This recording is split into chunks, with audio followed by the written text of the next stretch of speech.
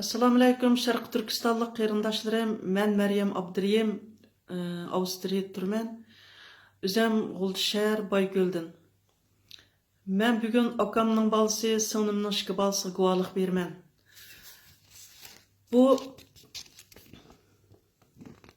akamning o'g'li Abduvaris Abdusami.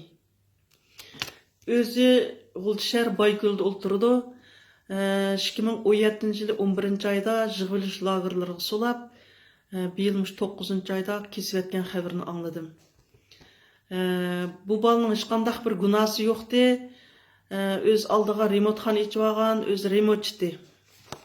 Bu singlimning ikki balasi. Shavkat Nurmehmet, singlisi Latifa Nurmehmet. Shavkat Nurmehmet Çar Mektepning ayilliklar binasida o'ltirdi. O'zi Çar Mektepning mal doktorlik kasbini o'qigan, o'zining kasbini ishlayotdi. Bu singlisi Latifa Nurmehmet tibbiy maktab sestralik sinfini bitirib, oblastlik Jungye doktorxonada ishlayotdi. Bu ikkilisining hech qanday bir gunohi yo'q, ishlayotgan bolalardi. Bularning o'xshashlam 2017 yılı 11 ayda şu yığılış lagerlarına solap kesip etken haberini anladım. Ben bu haberini anlagandan keyin münasebetlik orunlarga arz sundum.